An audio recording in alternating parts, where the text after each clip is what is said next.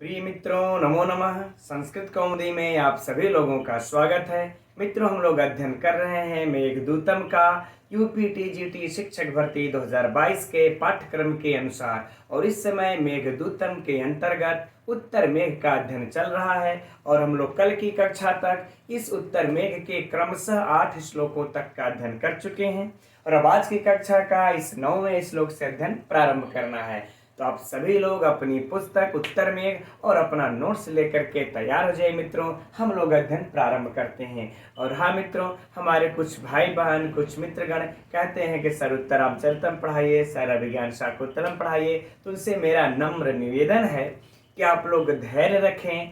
या ऐसा नहीं है कि मैं बीच में ही छोड़ दूंगा। अगर स्थितियां अनुकूल रही, ईश्वर की कृपा रही, तो मैं इसी तरह से मित्रों इस यूट्यूब चैनल संस्कृत कौमुदी पर आपको पूरे टीजीटी के कोर्स को, पाठ्यक्रम को पूर्ण करवाऊंगा, वो भी मित्रों बिल्कुल निःशुल्क, आप लोगों से बिना 1 रुपये शुल्क लिए हुए।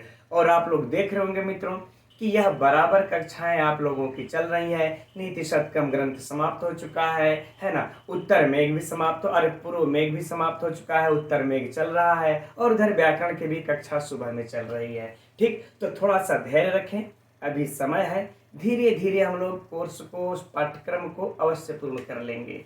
ठीक, चलिए अब हम लोग देखते हैं मित्रों इस श्लोक के तरफ। इस 9वें श्लोक को एक बार पढ़ लेते हैं। तो कह रहे हैं, यत्र स्त्रीणाम प्रियतम भुजालिंगनुच्छ्वासितानाम अंगम अंगम ग्लानिम सुरत जनिताम तंतु जालावलंबाः त्वत् संरोधापगम विशदः चंद्रपादैः निशीथे व्यालुम्पन्ति स्फुट जल लवस्यन्दिनश्चंद्रकांता। है ना मित्रों, देखिए यह श्लोक अगर आप लोग अपनी पुस्तक में देखेंगे तो बड़ा अन्वय बना के इधर उधर दिया हुआ है, इसके अर्थ को थोड़ा सा कठिनाई से, लेकिन हम लोग मित्रों इसको सरल शब्दों में समझेंगे एकदम। ठीक, लेकिन पहले जान लेते है क्या चीज, कहाँ का वर्णन चल रहा है। तो देखिए उत्तर मेघ के इस 9वें श्लोक में मित्रों जो यक्ष है उस मेघ से उस अलकापुरी के रात्रि का वर्णन कर रहा है, उस रात्रि के वैभव का, है ना, उस रात्रि के वैभव का वर्णन करते हुए कह रहे हैं। देखते हैं अब कि यत्र स्त्रीणाम, यत्र मित्रों होगा जहां, कहां, तो कह रहे अलकापुरी की। स्त्रीणाम मतलब मित्रों स्त्रियां कह ले या वनिताएं कह ले, है ना, या रमणियां कह ले, कुछ भी कह सकते हैं, जैसा आप लोगों को उचित समझे। जहां की वनिताएं, ठीक, प्रियतम भुजालिंगनुच्छ्वासितानाम, ठीक, करे प्रियतम अर्थात प्रिया, प्रियतम के और भुजालिंग अर्थात मित्रों भुजाओं में कस के आलिंगन, है ना, प्रियतम के भुजाओं द्वारा कह लें कस के आलिंगन किए जाने पर, आलिंगन किए जाने से, ठीक, यह इतना अर्थ हो जाएगा मित्रों, प्रियतम भुजालिंगनुच्छ्वासितानाम। ठीक, तो प्रियतम के भुजाओं में कसकर आलिंगन किए जाने के कारण अनुच्छ्वासितानाम अर्थात ढीली पड़ी हुई, है ना, जाने के कारण क्या कर लेंगे मित्रों हम लोग कि ढीली पड़ी हुई अर्थात कमजोर पड़ी हुई। ठीक, अब इसके बाद कह रहे हैं कि अंगम ग्लानि सुरत जनिता अर्थात मित्रों कि रति क्रीड़ा से, ठीक। अब अंग ग्लानि मतलब मित्रों शरीर की थकावट, अंग अर्थात शरीर और ग्लानि मित्रों हो जाएगा क्या, थकावट, राइट। अब यहां तक देखिए। अब अच्छा, एक अर्थ मित्रों अन्वय बनाने के लिए, एकदम सरलता समझने के लिए इसके भी अर्थ को जान लेते हैं, फिर आगे बढ़ेंगे। व्यालुम्पन्ति मतलब मित्रों दूर करती हैं। अब पूरे अर्थ को समझते हैं।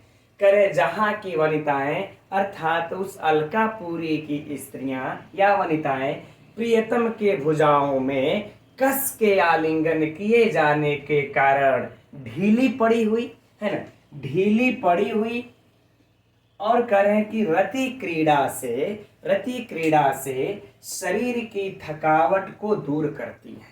है ना। अब देखिए मित्रों, प्रश्न चिन्ह खड़ा होता है कि वहाँ की जो स्त्रियां हैं जो कि प्रियतम के भुजाओं में कस के आलिंगन की हुई जाने कारण ढीली पड़ गई हैं और रति क्रीड़ा से उनका जो शरीर है एकदम थक गया है, तो फिर उसको वह दूर करती हैं। यहाँ पर प्रश्न चिन्ह लग जाता है कि किससे दूर कर रही हैं, किस चीज से आखिर में अपने शरीर को, थकावट को दूर कर रही हैं। तो अब देखते हैं मित्रों, यहाँ पर कह रहे हैं कि सुनो किससे दूर करती हैं। तंतु जालावलंबा। तंतु जाल मतलब क्या होता है मित्रों? खिड़की। तंतु जाल अर्थात मित्रों खिड़की। खिड़की से, अवलंबा माने लटके हुए, खिड़की से लटके हुए, है ना मित्रों। खिड़की है, खिड़की में लोग पर्दा इत्यादि झालर मोती लटका ही देते हैं, तो कह रहे हैं खिड़की में लटके हुए क्या। अब आगे देखते हैं कि त्वत संरोधापगम, यानी कि त्वत मतलब तुम्हारे, है ना। अब संरोधा मतलब कि अवरोध को, और अपगम अर्थात हटा देने पर, तुम्हारे अवरोध के हट जाने पर। अब मित्रों देखिए, बड़ा यहाँ पर थोड़ा सा समझने की बातें होगी। अवरोध के हटने पर अब क्या होगा कि विशुद्धः अर्थात मित्रों, विशुद्धः अर्थात स्वच्छ कह ले या फिर निर्मल कह ले। इस स्वच्छ के स्थान पर मित्रों हम लोग निर्मल लिख लेते हैं, निर्मल। और चंद्रपाद ही मतलब चंद्र किरणें, चंद्र किरणें, है ना। और निशीथे, अब विसर्ग लगा देंगे तो रुत्व इधर चला आएगा। निशीथे अर्थात मित्रों रात्रि में, है ना। अब देखो कह रहे हैं कि खिड़की में जो लटके हुए हैं चंद्रकांत की मणि, वह तो नीचे है ना। और उसके बाद जब रात्रि में तुम क्या करते हो कि तुम अपने अवरोध के हट लेने पर, अर्थात मेघ तुम रात्रि में हट जाओगे जब, तो आसमान साफ हो जाएगा। और जब आसमान साफ हो जाएगा तो निर्मल चंद्रमा की किरणें पड़ेंगी, है ना। निर्मल चंद्रमा की किरणें दिखाई देंगी और वह पड़ेंगी किस पर? तो कह रहे स्फुट जल लव स्यंदिनस चंद्रकांता। तो कह रहे चंद्रकांता मणि पर, चंद्रकांत मणि पर तुम्हारी निर्मल चंद्रमा की किरणें पड़ेंगी रात्रि में। कब? जब तुम उस मेघ यानी कि आसमान में तुम हट जाओगे, तुम्हारा अवरोध समाप्त हो जाएगा तब। तो यह चंद्रकांत मणि मित्रों क्या करती है?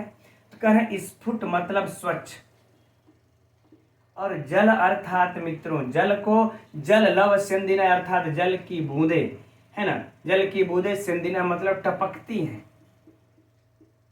जल की बूंदों के टपकती हैं, या फिर टपकने से कह ले, चलिए अच्छा टपकती हैं, राइट। अब बातें समझ में आ गई। अब इसके भावार्थ को मित्रों इस प्रकार से समझते हैं। देखिए चंद्रकांत मणि होती है, इसकी अलग ही एक विशेषता होती है। सूर्यकांत मणि होती है, उसकी भी एक अलग ही विशेषता होती है। जैसे सूर्यकांत मणि होती है तो सूर्य की किरणें जैसे उस पर पड़ती हैं वह और प्रज्वलित हो जाती, दुगने प्रकाश से प्रज्वलित हो जाती है ना। इन कांता आप लोगों का आया होगा, नीति शतकम में अध्ययन आप लोगों ने कर रखा होगा। उसी प्रकार से मित्रों चंद्रकांत मणि होती है। यह रात्रि में जब इस पे चंद्रमा की किरणें पड़ती हैं तो वो पसीज जाती हैं, अर्थात उनके ऊपर जो है कि जल की बूंदें आ जाती है और वो बड़ा शीतल होती हैं। तो कह रही है कि इन्हीं जल की बूंदों से वो वहाँ की वनिताएं अपनी रति क्रीड़ा से शरीर की थकावट को दूर करती हैं। आगे बातें समझ मित्रों कि हे मेघ, जब तुम आधी रात को या फिर रात्रि में तुम अपने अवरोध को हटा लोगे, तब तुम देखो उस चंद्रमा से निर्मल किरणें पड़ेंगी कहाँ पर? चंद्रकांत मणि पर। तो यह चंद्रकांत मणि से वह पसीजती है, स्वच्छ जल की बूंदें टपकती हैं और उस स्वच्छ जल की शीतल बूंदों से वहां की रति क्रीड़ा से शरीर की थकावट को महिलाएं, स्त्रियां दूर करती हैं। आगे बातें समझ में मित्रों, एक बार अगर यूं कहे तो पुनः 10 सेकंड लगेगा। देख लेते हैं कि जहां अलकापुरी की वनिताएं प्रियतम के भुजाओं द्वारा कस के आलिंगन किए जाने के कारण ढीली पड़ी हुई और रति क्रीड़ा से शरीर के इस थकावट को, है ना। अब खिड़की में लटके हुए चंद्रकांत मणियों को तुम्हारे अवरोध के हट जाने पर रात्रि में निर्मल चंद्रमा की किरणों के पड़ने से स्वच्छ जल की बूंदें टपकती हैं, उससे अपनी थकान को दूर कर लेती हैं। ठीक मित्रों, अब देखिए इसमें से कुछ हम लोग परीक्षा के लिए जैसे कि प्रश्नोत्तरी की अगर चर्चा करें तो देखिए इसमें वैसा कुछ विशिष्ट नहीं है जो पूछेगा, लेकिन हाँ एक यह प्रश्न इसमें से मित्रों हम लोगों को पूछा जा सकता है कि यह चंद्रकांत मणि है ना, चंद्रमा के किरणों से है ना, जैसे मान लो तो भी हम लोग खोद करके निकालेंगे तभी आएगा मित्रों, है ना, नहीं तो वैसे कुछ विशिष्ट इसमें से प्रश्न ऐसा बनता नहीं है कि चंद्रमा के किरणों से कौन मणि पसीजती है या कौन जल की बूंदें टपकाती हैं, तो चंद्रकांत मणि। अगला प्रश्न इस प्रकार से अगर बन जाए कि वहां की अलकापुरी की वनिताएं किसके द्वारा अपने रति के क्रीड़ा के शरीर की थकान को दूर करती हैं, तो चंद्रकांत मणि के जल के बूंदों के द्वारा थकान को दूर करती हैं, है ना। और बाकी तो मित्रों इस तरीके से कोई प्रश्न बनता है। अब हम लोग इसके व्याकरणात्मक टिप्पणियों को देखते हैं। तो व्याकरणात्मक टिप्पणियों को अगर मित्रों इसके देखा जाए तो इसमें देखिए कुछ खास व्याकरणात्मक हम लोगों को टिप्पणियां भी प्राप्त नहीं होती हैं, लेकिन हमको जो है इसकी ये वाली जो टिप्पणी है यह सबसे महत्वपूर्ण समझ में आ रही है व्यालुपंक्ति में।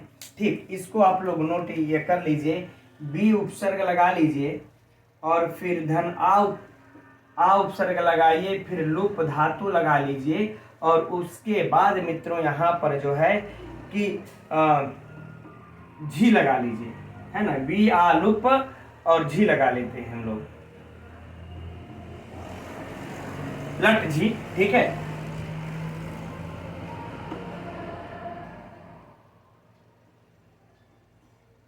लट झी। ठीक, और बाकी मित्रों इसमें कुछ वैसी व्याकरणात्मक टिप्पणियां विशिष्ट है नहीं, इसलिए चलिए हम लोग इसको छोड़ देते हैं। अब बढ़ते हैं आगे। यहाँ पर भी अगर देखा जाए तो कुछ निकलती हैं, तंतु जालावलंब, तो तंतु जाल अवलंब धन अच मित्रों, तो यहाँ पर भी कुछ वैसा विशिष्ट है नहीं। ठीक, चलिए आगे बढ़ते हैं अगले श्लोक की तरफ। तो अब आगे इस 10वें श्लोक को हम लोग देखते हैं मित्रों। यह परीक्षा की दृष्टि से अत्यंत महत्वपूर्ण श्लोक है। पिछला वाला में तो परीक्षा की दृष्टि से उतना दमखम नहीं था, अर्थात हल्का था, लेकिन यह बहुत महत्वपूर्ण प्रश्न श्लोक है और इससे परीक्षा में प्रश्न पूछा जा चुका है और संभवतः हो सकता है तो पूछा भी जा सकता है, इसलिए ध्यान से देखेंगे मित्रों। इसीलिए मैं कहता हूँ, हालांकि कुछ लोग कहते हैं कि सर उत्तर में को रहने दीजिए अध्ययन करने के लिए, इसमें से परीक्षा में प्रश्न नहीं पूछता है, ऐसी बातें नहीं है मित्रों। ऐसे भी श्लोक हैं जिससे कि प्रश्न पूछे ही जाते हैं और जो यदि हल्के में लेकर उत्तर में का अध्ययन नहीं करते हैं वो लोग पूछे जाने पर प्रश्न कंफ्यूज हो जाते हैं। तो देखते हैं हम लोग इस महत्वपूर्ण श्लोक को परीक्षा की दृष्टि से, एक बार पढ़ लिया जाए। अक्षय्यान्तः भवन निधया प्रत्यहं रक्तकंठै उद्गायत भी धनपति यशः किन्नरहि यत्र सार्धम वैभ्राजाख्यम विबुध वनिता वार मुख्या सहाया बद्धा लापा बहि उपवनम कामिनो निर्विशंति। देखिए मित्रों, अब इस श्लोक में यक्ष जो है मेघ से अलकापुरी के बाहरी उपवन में यक्षों के भोग विलास का वर्णन कर रहे हैं, यक्षों के भ्रमण का वर्णन कर रहे हैं अलकापुरी के उपवन में। तो अब हम लोग देखते हैं इसके अर्थ को। अच्छा, इसका भी अर्थ मित्रों थोड़ा सा टेढ़ा है, अन्वय बना करके पढ़ेंगे तभी सरलता से दिमाग में समझेगा। तो अन्वय बनाने के लिए मित्रों हम लोगों ने इसको 2 पार्ट में बांटा है। ठीक, तो अब समझते हैं। देखिए इसको भी छोड़ देते हैं, करें कि प्रत्यहम अर्थात प्रतिदिन, क्या चीज, प्रतिदिन। अब रक्त कंठ अर्थात मित्रों मीठे गले से, मीठे गले से या फिर कह ले मित्रों की सुरीले गले से, या फिर कह ले सुरीले गले से। ठीक, उद्गायद भी माने गाते हैं, उद्गायद भी मतलब गाते हैं। क्या गाते हैं कि तो धनपति यशः अर्थात कुबेर के यश को गाते हैं, कुबेर के यश को गाते हैं। आराम से समझ में आ गया। अब प्रश्न उठता है मित्रों कौन गाते हैं, तो किन्नर ही अर्थात किन्नर लोग गाते हैं। कौन गाते हैं, किन्नर लोग। यत्र मतलब जहां अर्थात अलकापुरी में, जहां अर्थात मित्रों यहाँ पर हो जाएगा अलकापुरी के। अब इतने को समझिए कि प्रतिदिन मीठे गले से गाते हैं कुबेर के यश को किन्नर लोग जहां उस अलकापुरी को। तब मित्रों प्रश्न उठता होगा आप लोगों के दिमाग में कि ये किन्नर लोग कुबेर के यश को प्रतिदिन कहाँ गाते हैं। तो देखिए इसके लिए यहाँ पर मित्रों थोड़ा सा छोड़ करके चले आते हैं कि वैव्राजाख्यम बहि उपवनम, कि वैव्राज नामक, वैव्राज, अभी मित्रों प्रश्नोत्तरी की बाद में चर्चा हम लोग कर लेंगे कौन सा प्रश्न पूछा जा चुका है, कौन सा प्रश्न पूछा जा सकता है। अभी तो बस अर्थ को देखेंगे हम लोग। कह रहे वैव्राज नामक, है ना, और बहि उपवनम मित्रों हो जाएगा कि बाहरी उपवन में, बाहरी उपवन कह ले, बगीचा का लिखेंगे सीधे सीधे उपवन, उपवन में। अब राइट बात है। अब इतना तो स्पष्ट हो गया ना मित्रों कि यह किन्नर लोग प्रतिदिन जो है कुबेर के यश को अपने मीठे सुरीले गगलों से अलका के बाहरी उपवन वैव्राज नामक बाहरी उपवन में गाते हैं। राइट।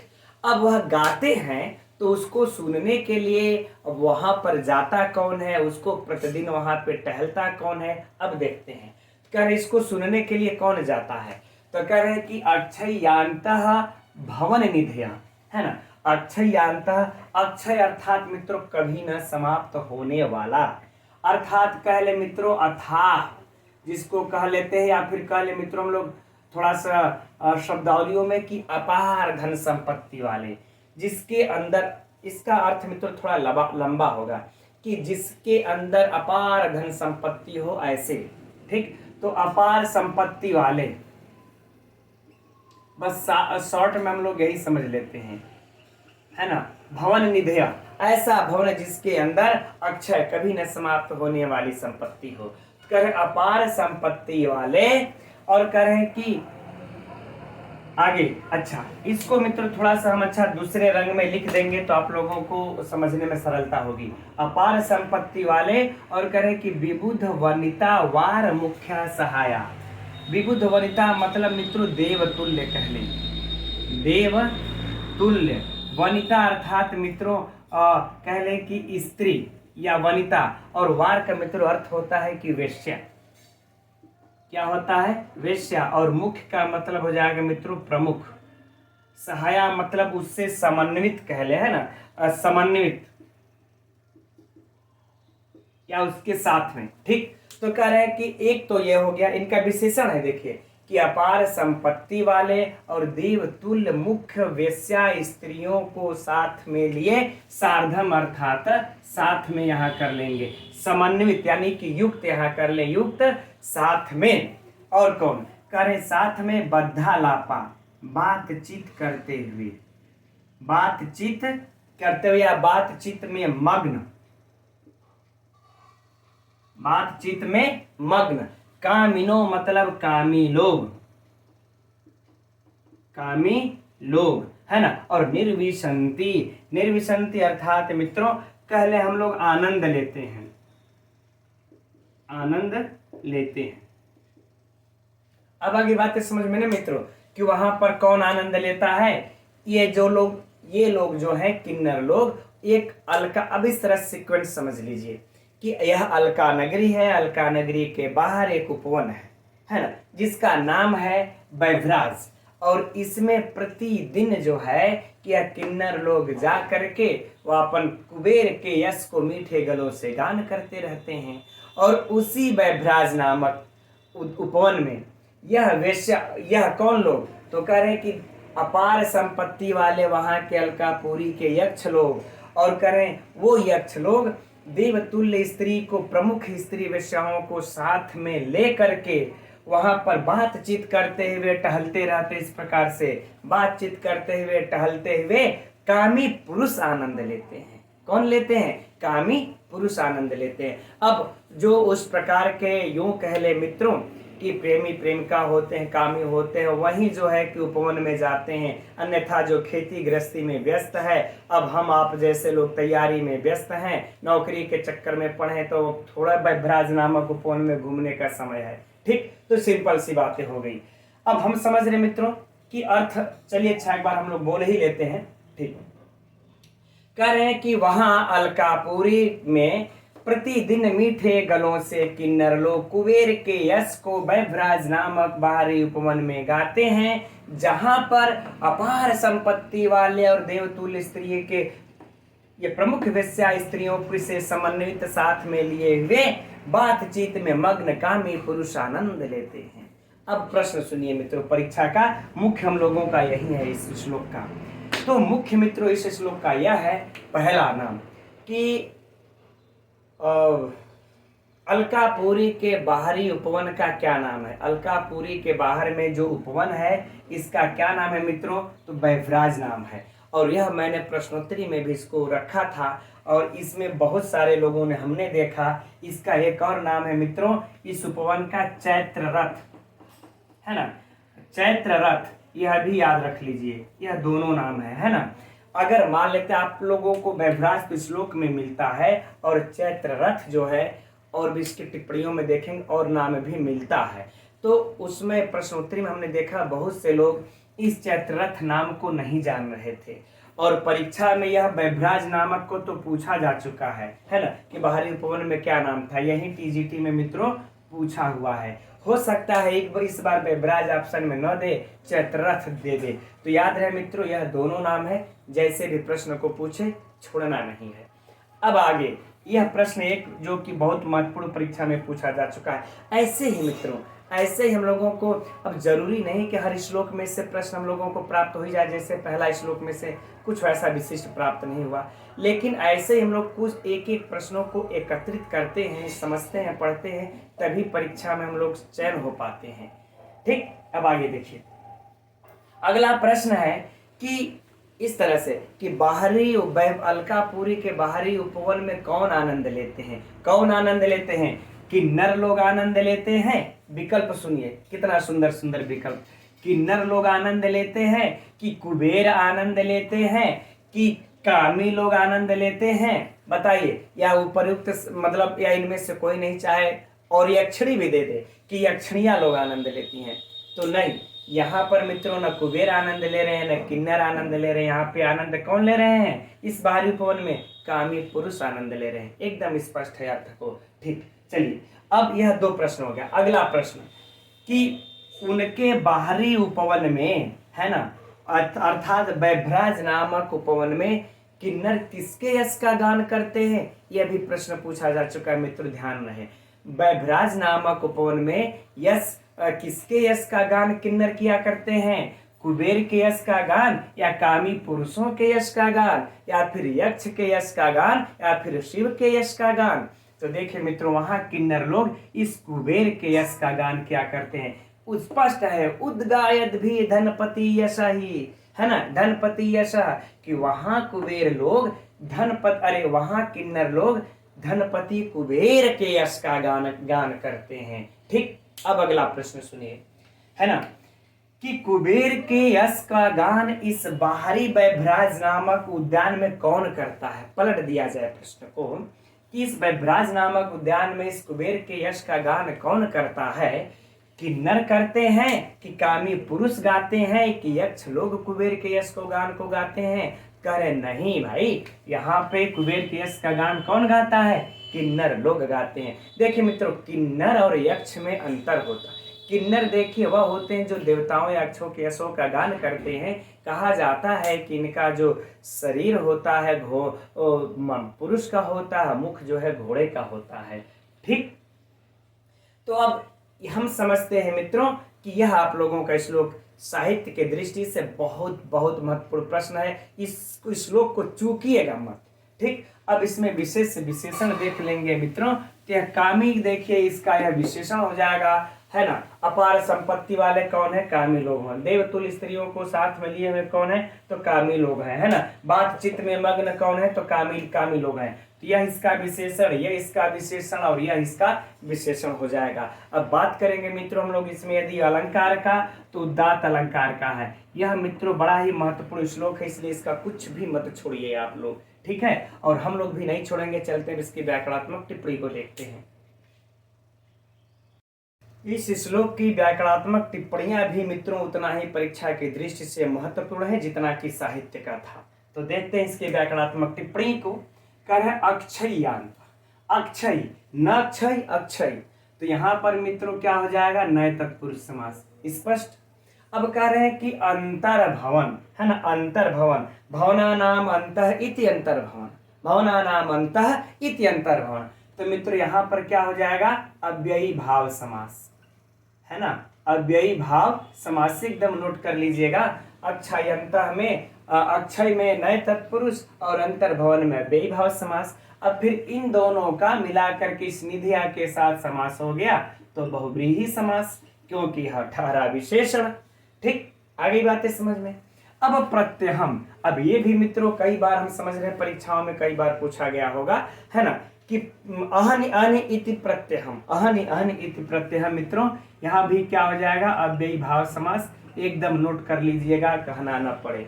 अब है आगे रक्त कंठा, रक्ता कंठा मित्रों कर्मधारय समास, रक्ता कंठा मीठा गला विशेष विशेषण कर्मधारय समास। यदि हम लोग यदि विशेषण के रूप में लेंगे तो रक्त कंठा तादृशा एस है ना, तादृशा क्या हो जाएगा तब, रक्ता कंठा तेषाम तादृशा, उसके समान। तो मित्रों बहुव्रीहि समास भी हो सकता है, इसलिए आप लोग जैसा विकल्प देखिएगा वैसा लगा सकते हैं अगर पूछा तो। अब देखिए उद्गायद भी तृतीया बहुवचन, धनपति ऐसा किन्नरही, एक किन्नरही वाला भी मित्रों देख लीजिए, यह भी बड़ा महत्वपूर्ण है। इसमें है ना मित्रों किन्नरही, किन्नरही का अर्थ आता किम कुत्सिता नराह, किम कुत्सिता ये नराह किन्नराह। तो यहाँ पर मित्रों कुगति प्रादेय से समास हुआ है। हो सकता है यह आप लोगों से अगर पूछ देगा तो अच्छे लोग कंफ्यूज हो जाएंगे इसमें, इसलिए इसको एकदम नोट कर लीजिएगा कि किन्नर में कुगति प्रादेय से समास हुआ है, यह सूत्र से। ठीक, आगे वैभ्राजाख्यम, वैभ्राजाख्यम, वैभ्राज मित्रों इसको भी नोट कर लीजिए, बड़ा ही महत्वपूर्ण शब्द है। विभ्राज धन अण, अण प्रत्यय लग करके तब बनता है मित्रों वैभ्राज है ना, विभ्राज धन अण लगा करके तब हम लोग ये बना लेते हैं वैभ्राज। अच्छा, एक यहाँ पर और भी मित्रों अत्यंत महत्वपूर्ण प्रश्न परीक्षा की दृष्टि से, कि ये तो हम लोगों ने जान लिया अच्छा कि वैभ्राज किसका उपवन है, यह यक्ष लोगों का उपवन है ना। यह अगर प्रश्न को इस प्रकार से भी पूछ दे, यक्षों के उपवन का क्या नाम है, यक्षों के उपवन का क्या नाम है, तो वैभ्राज या चैत्ररथ, यह प्रश्न हमने वहां पर नहीं किया था। अब अगर आ जाए कि देवताओं के उपवन का क्या नाम है, देवताओं के उपवन का क्या नाम है, ये तो यक्षों का है, तो देवताओं के उपवन का नाम है मित्रों नंदन। यह भी आप लोग नोट कर लीजिएगा, यह देवताओं के उपवन का नाम है ना। ठीक, एकदम इसको नोट कर लीजिएगा। हो सकता है इस बार यह पूछ दे यक्षों का यहाँ पर ये देवताओं को, लेकिन याद रहे कि इस प्रकार से भी प्रश्न पूछा जाएगा कि ये तो हम लोगों ने पढ़ा कि अलकापुरी के बाहरी उपवन का क्या नाम है, तो भी वैभ्राज, अगर यक्षों के उपवन का क्या नाम है तो भी वैभ्राज। ठीक, चलिए अब आगे है आबद्धलापा बहिरुपवनम कामिनो निर्विशंति, इसको देख लीजिए मित्रों। निर यद्यपि बहुत ही सरल है यह, निर्विश धन लट धन, निर्विश लट लट लगा लेंगे, फिर प्रथमा और बहुवचन, प्रथमा बहुवचन यही होना चाहिए। ठीक, क्योंकि सरल भी एकदम। तो हम समझते हैं मित्रों अब यह श्लोक आप लोगों को पूर्ण हो गया, परीक्षा के दृष्टि से अत्यंत महत्वपूर्ण था। अब आगे बढ़ते हैं, अगला श्लोक को देखते हैं कि वह कितना महत्वपूर्ण है। तो यह रहा अगला 11वां श्लोक, देखते हैं इसको, पढ़ लिया जाए पहले। गत्युत्कंपादलक पतितहि यत्र मंदार पुष्पहि पत्रच्छेदहि कनक कमलहि कर्ण बिभ्रंसिभिः च मुक्ता जालहि स्तन परिसर छिन्न सूत्रहि च हारहि नैषो मार्गः सवितुः उदये सूच्यते कामिनी नाम। अब मित्रों इस श्लोक में देखिए महाकवि कालिदास अर्थात कहले यक्ष मेघ से अलकापुरी के अभिसारिकाओं का वर्णन कर रहा है, अभिसारिकाओं के मार्गों का वर्णन कर रहा है। याद रहे कि एक बार अभिसारिकाओं का वर्णन उज्जैनी में भी है और यहाँ अलका में भी आया है, दोनों में अंतर क्या होगा मित्रों हम लोग यहाँ पर भी देख लेंगे। ठीक है, तो पहले अर्थ को देखते हैं। करें गत्युत कंपाद अलक पतित पतित यत्र। गत्युत कंपाद अर्थात मित्रों तीव्र गति से, तीव्र गति के कारण, तीव्र गति के कारण अब है कंपाद, है ना। गति अर्थात तीव्र गति के कारण, कंपाद अर्थात हिलने से, हिलने से, ठीक हो गया ना। गत्युत कंपाद अर्थात तीव्र गति के कारण हिलने से। क्या हिलने से मित्रों? तो कह रहे अलक पतित ही। अलक माने क्या हो जाएगा? जुल्फ कह ले, या फिर जो हमारे टेढ़े मेढ़े जो स्त्रियों के बाल होते हैं वो, तो हम लोग सीधे सीधे जुल्फ से ही लिख लेते हैं, है ना। जुल्फ से पतित है मतलब गिरे हुए, जुल्फ से गिरे हुए। यत्र मतलब जहां मित्रों, हर श्लोक में आप लोगों को यत्र यत्र यत्र यत्र यत्र नजर आ रहा होगा, ठीक है। तो जुल्फ में से गिरे हुए, यत्र मतलब जहां, जहां अर्थात अलकापुरी के। अब जुल्फ में से क्या गिर रहा है? तीव्र गति से वो चल रही हैं स्त्रियां, तो उनके जुल्फ में से क्या गिर रहा है? अब देखिए कि मंदार पुष्प ही, अर्थात मंदार का पुष्प, मंदार पुष्प गिरा, ठीक। और क्या गिर रहा है? कह रहा है पत्र छेदई, और उसके पत्ते, पत्र छेदई अर्थात पत्ते, है ना। और छेदई मतलब टूट गए, छिद गए, गिर गए, ठीक। तो कह रहे जब वहां की अप्सरिकाएं रात्रि में जा रही थी, तीव्र गति से जल्दी जल्दी जल्दी जल्दी जा रही हैं, जिसके कारण उनके जुल्फों में जो लगे हुए हैं वो हिल डुल रहे हैं। कौन? मंदार पुष्प और पत्ते, और हिलने डुलने के कारण मित्रों वह गिर गए रास्ते में ही। और कह रहे हैं कनक कमल ही, कनक कमल ही यानी कि स्वर्ण कमल, स्वर्ण कमल, है ना। कर्ण भृंश से भी, कर्ण विभ्रंश भी, विभ्रंश भी अर्थात मित्रों गिर गए, गिर गए। कह रहे हैं कि और सुनिए, यही नहीं, स्वर्ण कमल भी उनके गिर गए हैं। कहां से? कर्ण अर्थात मित्रों कान से, और उनके कान से जल्दी जल्दी में चलने के कारण, हिलने डुलने से कमल भी गिर गया, स्वर्ण कमल भी गिर गया, जो कान में लगाई रहती हैं। अब च मने और, अब च मने और मित्रों, और क्या गिर गया? कह रहे मुक्ता जाल है, मुक्ता जाल है अर्थात मित्रों मुक्ता का जाल, अर्थात मोती का जाल, मुक्ता जाल। यद्यपि चलिए इस पर थोड़ी सी चर्चा करनी होगी, क्यों मुक्ता जाल के लिए कोई अंग नहीं बताए हैं, इसलिए हम लोग इसको भी कान से ही मानेंगे, ठीक है। चलिए उसकी तो बाद में चर्चा कर लेंगे। अच्छा, अब कह रहे हैं कि स्तन परिसर छिन्न सूत्र ही, है ना। कहें स्तन परिसर, जो स्तन का जो भाग होता है, उनके कुछ तट का जो भाग होता है ना। कहें स्तन परिसर अर्थात भाग में छिन्न सूत्र ही, टूट जाने से, टकराव होने से, टकराव का तो नहीं लिखें। और स्वाभाविक सी बात है मित्रों, जब शीघ्रता से चलेंगे तो जो हार होगा इत्यादि होगा, वह आगे पीछे करके स्तनों के परिसर में उसको टकराव होगा। तो छिन्न अर्थात मित्रों टूट जाने से, सूत्र ही मतलब धागा, या फिर कह ले कि सूत्र, और च हार ही मतलब हार। और क्या गिर गया मित्रों? हार, ठीक। कह रहे हैं कि शीघ्रता से, तीव्र गति से चलने के कारण स्तन भाग के परिसर में, है ना, टूटे हुए धागा से, टूटे हुए धागे से हार गिर जाने से, राइट। अब कह रहे हैं मित्रों नैसो अर्थात रात्रि में, नैसो अर्थात रात्रि का, मार्ग माने मार्ग, रात्रि का मार्ग। सवितुः उदये, सवितुः अर्थात मित्रों कह रहे हैं कि सूर्य के उदय माने उदय होने पर, सूर्य के उदय होने पर, चूंकि सप्तमी है तो उदय होने पर, सुच्यते अर्थात सूचित होता है, सुच्यते अर्थात सूचित होता है। कामिनी नाम अर्थात मित्रों की अत्यंत कामशीला स्त्री, अर्थात अत्यंत कामशीला स्त्री मित्रों अभिसारिका, अभिसारिका, ठीक। अभिसारिकाओं के, अब अभिसारिका किसको कहते हैं मित्रों? वैसे चर्चा पहले भी हो चुकी है।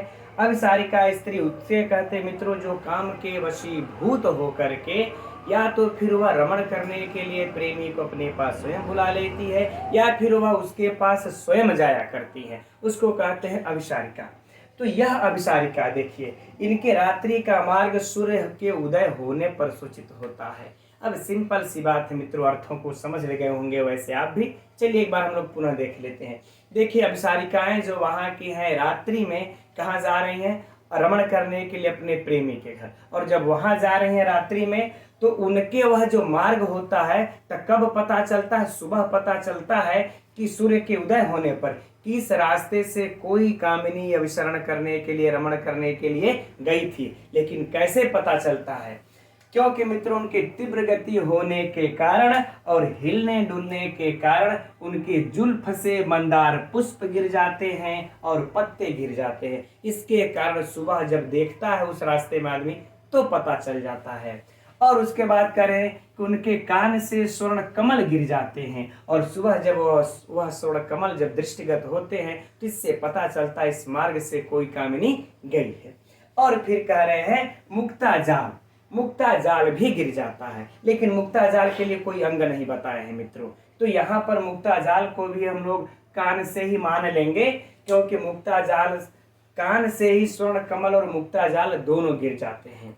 अब इसके बाद कहते हैं कि स्तन भाग पर के परिसर में, स्तन के परिसर में भाग में धागा टकराव के कारण टूटे हुए धागे से हार गिर जाता है। उनके रास्ते में हार भी गिर जाते हैं और सुबह जब वहां के लोग ये हार देखते हैं तो पता चल जाता है कि इस मार्ग से कोई अभिसारिका गई थी। ठीक, तो सिंपल सी बातें हैं मित्रों कि रात्रि का मार्ग, उनके अभिसारिकाओं के रात्रि का मार्ग सूर्य के उदय होने पर इन कारणों से सूचित हो जाता है। तो हम समझ रहे हैं कि अर्थ तो स्पष्ट हो गया, पुनः बोलने की आवश्यकता नहीं है यहाँ पर। अब देखते हैं परीक्षा के लिए प्रश्न। अब देखिए, अब हाँ चर्चा कर रहे थे मित्रों हम लोग की वहाँ पूर्व मेघ में भी इसकी अभिसारिकाओं का वर्णन आया है। उज्जैनी के मामले में, उज्जैनी नगरी का जब वर्णन चल रहा था तो वहाँ का वर्णन क्या है मित्रों, वहाँ तो यह चर्चा है ना कि हे मेघ, जब वो अभिसारिकाएं रात्रि में रमण करने जाएं तो तुम जो है सिर्फ बिजली की चमक के साथ उनको मार्ग दिखाना, चमक के साथ भयंकर आवाज मत करना। वह अति विकलवा होते ना, अत्यंत डरपोक होती हैं वहाँ की ना स्त्रियां। अगर यह भी परीक्षा में पूछ दे मित्रों कि कहाँ की अभिसारिकाएं अत्यंत डरपोक होती हैं, अलका की कि उज्जैनी की, है ना, क्योंकि अलका में भी अभिसारिकाएं हैं। तो उज्जैनी की अभिसारिकाएं अत्यंत डरपोक होती हैं, जब तुम गर्जन करोगे तो डर जाएंगी। लेकिन यहाँ के अभिसारिकाओं के साथ ऐसा कुछ वर्णन नहीं आया है। ठीक, तो ये हम लोग डिफरेंट कर लेंगे, है ना। अब चलिए, अब हो जाएगा कि कहाँ के अभिसारिकाओं का मार्ग मंदार पुष्प और या स्वर्ण कमल या टूटे हुए पत्तों से पता चलता है। कहाँ के अभिसारिकाओं का मार्ग, अलका के कि उज्जैनी के कि विदिशा के कि दशारण के कि माल के कि फलाना के कि ढिमका के। तो कहाँ के मित्रों, यह अलका के, यत्र अर्थात जहाँ अलका के अभिसारिकाओं का मार्ग रास्ते में मंदार पुष्प से पता चलता है, स्वर्ण कमल के गिरने से पता चलता है, या चारों को दे दे। अच्छा, अब यह पूछ दे, प्रश्न को पलट दिया जाए कि अभिसारिकाओं का मार्ग किससे पता, अलका के, प्रश्न फिर सुनिए, अलका के अभिसारिकाओं का मार्ग किससे पता चलता है, मार्ग में मंदार पुष्प के मिलने के कारण, या मार्ग में स्वर्ण कमल मिलने के कारण, या मार्ग में मोती का माला या हार मिलने के कारण, या फिर सर्वे, है ना, सर्वे सभी को मिलने के कारण। तो मित्रों हम लोग क्या लगा देंगे, सभी के मिलने के कारण, क्योंकि सभी के मिलने के कारण ही जो है कि यह प्राप्त हो रहा है। आगे अब तीसरा प्रश्न, कहाँ की अभिसारिकाओं का सूर्य उदय के पश्चात पता चलता उनके रास्ता का, उज्जैनी के कि अलका के। तो मित्रों अलका के पता चलता, उज्जैनी में तो ऐसी कोई बातें नहीं है। ठीक है, चलिए, है तो डिफरेंट है। ठीक, अब हम लोग इसके हम समझते हैं इसमें कोई खास विशिष्ट है नहीं, लेकिन फिर भी देखिए हो सकता है कि पूछा जाए, क्योंकि अन्य महत्वपूर्ण श्लोक भी है मित्रों, उससे तो धीरे धीरे प्रश्न रिपीटे हो रहे हैं, तो नया प्रश्न इन्हीं समूह से उठाएगा, इसलिए एकदम ध्यान से अध्ययन करिए। अब इसमें मित्र हम लोग व्याकरणात्मक टिप्पणी के अगर देखा जाए तो गति उत्कंपाद पतित, अगर पतित में देखा जाए मित्रों तो पत धन घय, यहाँ पर क्या लगा देंगे, पत धन घय हो जाएगा पतित ही। ठीक, तो हम समझ रहे हैं श्लोक भी कोई समस्या है नहीं। यहाँ पर मंदार पुष्प ही तृतीया विभक्ति बहुवचन, पत्र छेद ही, है ना, छिद धन घय लगा देंगे यहाँ पर, छिद धातु से घय प्रत्यय लगा देंगे मित्रों, क्या बन जाएगा? छेदः। ठीक, आराम से, कोई समस्या नहीं है ना। कनक कमल ही तृतीया विभक्ति, यहाँ भी। अच्छा, अब यहाँ पे अगर हम लोग समास को अगर ढूंढा जाएगा मित्रों, यहाँ पर समास को अगर देखा जाए तो स्वमस्य कमला, यानी हम लोगों का जो है कि षष्ठी तत्पुरुष समास भी हो सकता है। ठीक है, और कह रहे हैं कि कर्मधारय समास भी हो सकता है, दोनों। तो ऐसा है तो लगभग ये नहीं पूछेगा, छोड़ देते हैं। ठीक, मुक्ता जाला ही और रजतन भाग से टूटा हुआ, ये नैसा। हाँ, ये नैसा का देख लेते मित्रों। निषाधन अण, निषाधन अण लगा लीजिएगा, नैसा बन जाएगा उसके अर्थात रात्रि। ठीक, अब इसके बाद देखिए मार्गा सवितु उदय सुच्यते कामिनी नाम। तो मित्रों अब मैं समझ रहा हूं कि यहाँ पर कुछ भी ऐसा व्याकरणात्मक टिप्पणी नहीं है।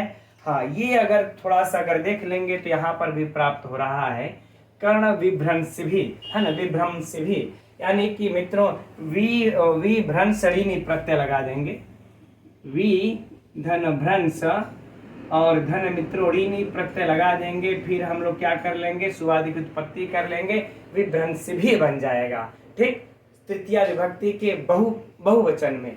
तो अगर पूछेगा विभ्रंश भी में प्रत्यय तो विभ्रंशणीनि, और विभक्ति पूछे तो तृतीया बहुवचन। ठीक मित्रों, तो हम समझ रहे हैं कि अब यहाँ पर आप लोगों को बाकी विशिष्ट कुछ व्याकरणात्मक टिप्पणी में दम नहीं है। तो अब आगे बढ़ते हम लोग 12वें श्लोक के तरफ। तो अब अगले इस 12वें श्लोक का अध्ययन करते हैं हम लोग मित्रों। तो पहले पढ़ लेते हैं, फिर शेष चर्चाएं होंगी।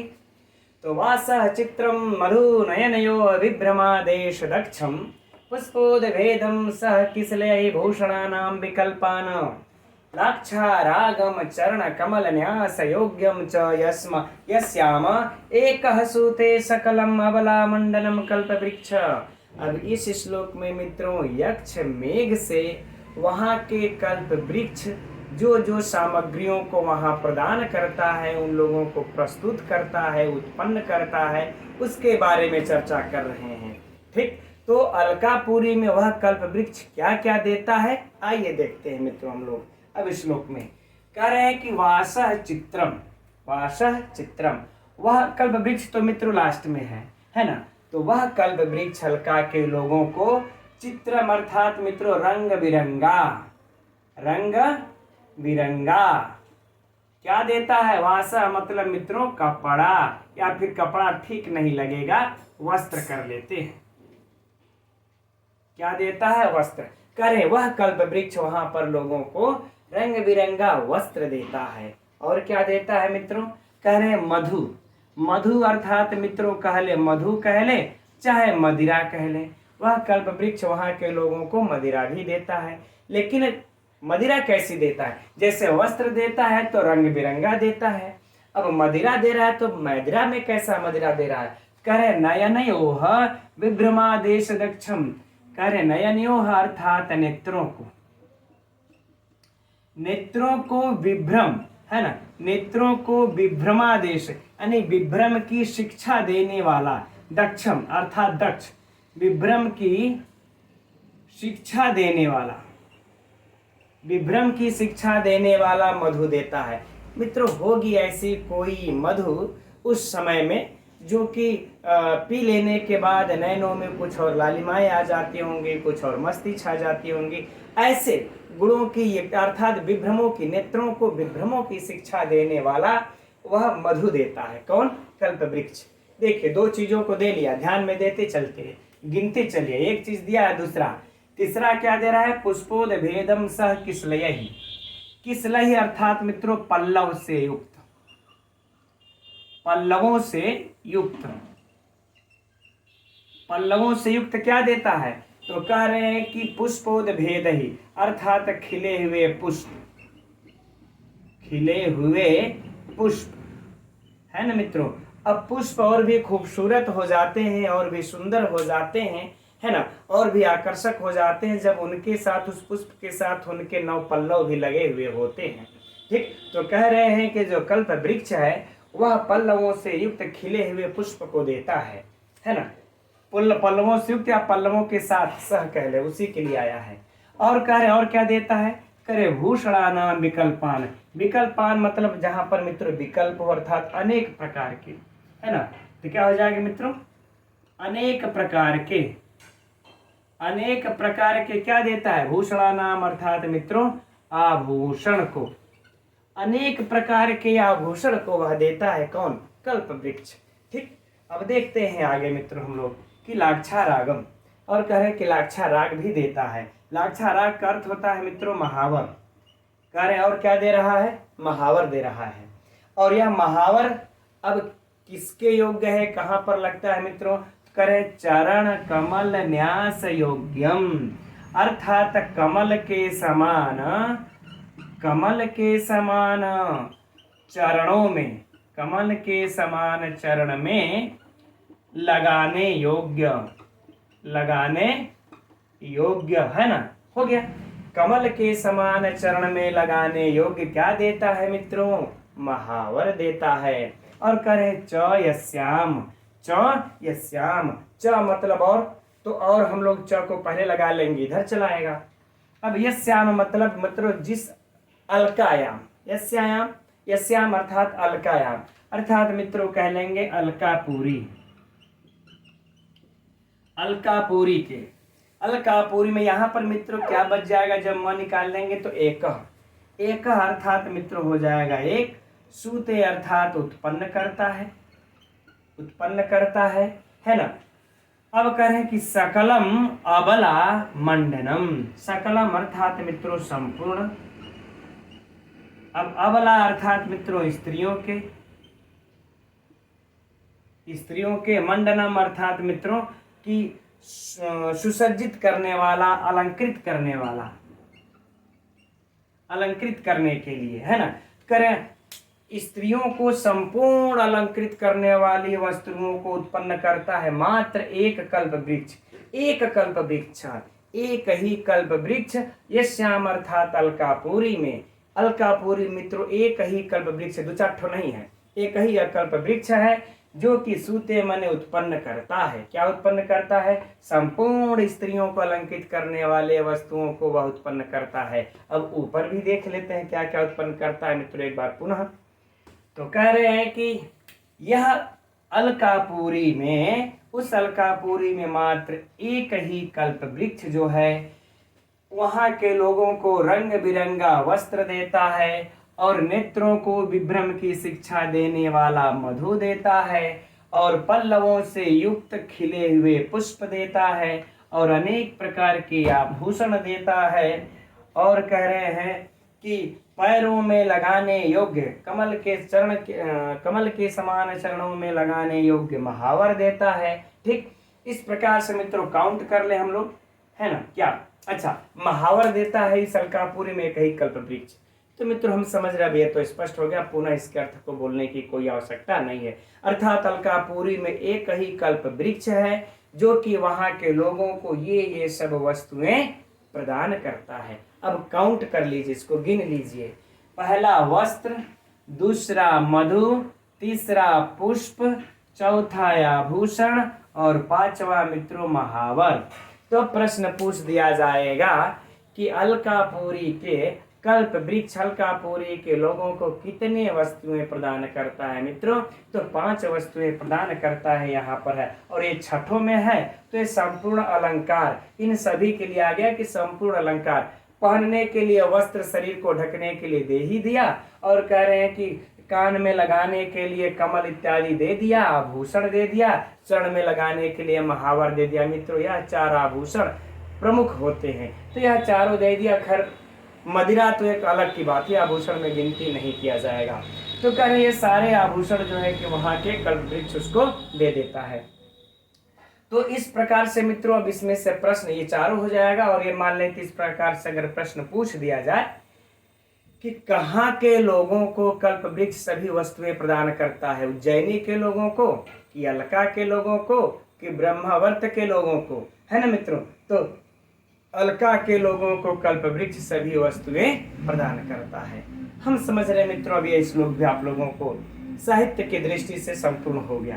अब बात कर लेंगे मित्रों हम लोग थोड़ी सी इसके व्याकरणात्मक टिप्पणी की। तो देखिए इसके व्याकरणात्मक टिप्पणियों में दम नहीं, आप लोग स्वयं देख सकते हैं इसको। वासस चित्रम, है ना, रंग बिरंगा वस्त्र। ठीक, तो वासस चित्रम मित्रों, यहाँ पर हम लोग चाहेंगे तो कर्मधारय समास भी कर सकते हैं, क्योंकि विशेष से विशेषण हो जाएगा। ठीक है, मधु नयनयो विभ्रम आदेश आदेश दक्षम पुष्पोद्भेद।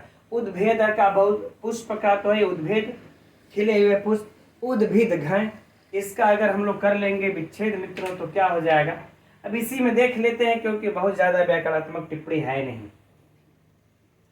उद धन भिद, धन घय लगा लेंगे, राइट। ठीक, अब किसलया ही, यहाँ पर मित्रों देखिए किसलया ही है, यहाँ पर देखिए हम लोगों को कौन सी विभक्ति है, तृतीया विभक्ति है ना। तृतीया विभक्ति बहुवचन किसके योग में हुई है, स के योग में हुई है। स्पष्ट यहाँ पर किसलों के साथ, पल्लवों के साथ या पल्लवों से युक्त, तो पल्लव में हाँ तृतीया विभक्ति पुष्प, है ना, तो कोई समस्या नहीं, है ना। अब देखिए है आभूषणा नाम, तो भूषण का मित्रों आप लोग आभूषणा नाम जानते ही हैं। और विकल्पा नाम, विकल्प यहाँ पर विकल्प करके लुट प्रत्यय लगा हुआ है। कौन सा प्रत्यय, लुट प्रत्यय है, सरल सा है एकदम, कोई समस्या नहीं है यहाँ पर। ठीक है, अरे विकल्प में लुट प्रत्यय कर रहे हैं भाई, ध्यान भंग हो गया। ठीक है ना, ये लुट प्रत्यय चलेगा मंडनम। ठीक, यहाँ पर है, ये यहाँ पर ध्यान में आ गया। विकल्पान, विकल्पान में नहीं है, इसको छोड़ देते हैं। ठीक, अब कह रहे हैं आगे लाक्षारागम, लाक्षारागम ये महावर और चरण कमल। यहाँ पर मित्रों अलंकार की भी थोड़ी सी चर्चा कर लेते हैं हम लोग, क्योंकि यहाँ पर अलंकार आ गया है। तो यहाँ पर देखिए मित्रों उपमा अलंकार है। कौन सा अलंकार है, उपमा अलंकार, क्योंकि चरण कमल के समान। और एक अलंकार मित्रों और है जो कि परीक्षा की दृष्टि से महत्वपूर्ण है, वह अलंकार है यहाँ पर देखिए तुल्य योगिता अलंकार। तुल्य योगिता अलंकार है। क्यों तुल्य योगिता अलंकार है मित्रों यहाँ पर, क्योंकि यह एक क्रिया है। सूते यह क्या है, क्रिया। ठीक, यह एक क्रिया का, बाकी यह वास, मधु और यह आभूषण और यह महावर इसके क्या है, कर्म है, इस क्रिया के कर्म है ना। वस्त्र को उत्पन्न करता है, सुनिए, वस्त्र को उत्पन्न करता है, तो वस्त्र, वस्त्र क्या हुआ, कर्म, क्रिया क्या हुई, है ना, यह उत्पन्न सूते। और मधु को उत्पन्न करता है, आभूषण को करता है, पुष्प को करता है ना, यह भी हो जाएगा इस क्रिया का कर्म। तो अगर मित्रों अगर क्रिया कर्म भी अगर व्याकरणात्मक टिप्पणी से पूछ दे कि यह वास अर्थात वस्त्र, यह किसका कर्म है, तो मित्रों सूते का कर्म है, एकदम नोट कर लीजिएगा। या फिर मधु किसका कर्म है, तो इस सूते का कर्म है, एकदम नोट कर लीजिएगा चारों के लिए। ठीक, अब इसी के कारण एक क्रिया का कर्म इस प्रकार होने से मित्रों तुल्योगिता अलंकार है। बाकी व्याख्या यहाँ पर अलंकार की करने का भी समय नहीं है। ठीक, अब अच्छा व्याकरणात्मक टिप्पणियों मित्रों यहाँ पर हो चुका था यहाँ तक। अब हो गया, मान लेते हैं मंडनम, जिसका कि हम वहां पर हम बोल दिए थे। ठीक है, देखा इसको, तो यहाँ पर मित्रों मंड धन ल्यूट हो जाएगा, मंड धन ल्यूट प्रत्यय होगा, मंड धन ल्यूट, है ना, मंडनम। ठीक है ना। अब विकल्पान उसको घर छोड़ देते हैं। अब तो हम समझते हैं मित्रों कि अब आप लोगों की दृष्टि से, परीक्षा की दृष्टि से यह श्लोक भी हम लोगों का पूर्ण हो गया, चाहे वह अलंकार हो, चाहे वह कर्ता क्रिया हो, चाहे व्याकरणात्मक टिप्पणी हो। ठीक है मित्रों, तो अब आज की कक्षा में यहीं तक रहने देते हैं। 12 श्लोक हो चुका है। अब कल की कक्षा मित्रों हम लोग पत्र श्यामा वाले श्लोक की चर्चा कर लेंगे। अच्छा चलिए उसकी श्लोक की चर्चा यहाँ पर भी कर लेते हैं, कल फिर पुनः थोड़ी सी कर लेंगे। देखिए पत्र श्यामा दिनकर है स्पर्धिनो यत्र वाहा, यह श्लोक जो है कि 13वां श्लोक आप लोगों में आगे दिया होगा।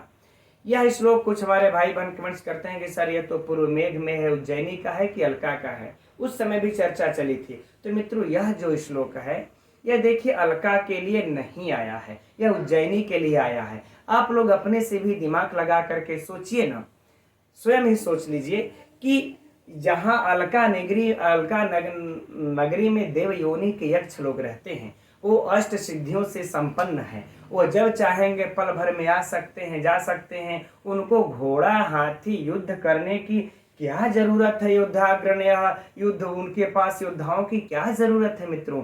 वो तो देव, यह कह ले एक प्रकार से देवों की नगरी है, वो देव योनियों की, यक्षों की नगरी है। तो वहां पर यह श्लोक आप लोग अपने से स्वतः दिमाग लगा करके सोचिए ना कि उपयुक्त है नहीं है। इसलिए इस श्लोक को हम लोग कहां पर रखेंगे, उज्जैनी के लिए ही रखेंगे। ठीक है, तब आज श्लोक में मित्रों इतना ही रहने देते हैं। कक्षा कैसी लगती है या इसमें कुछ और बदलाव करना चाहिए नहीं करना चाहिए, आप लोग कमेंट्स करके मित्रों जरूर बताइएगा। और हम लोग कल मिलेंगे ठीक इसी समय 7:30 बजे। तब तक के लिए मित्रों नमो नमः।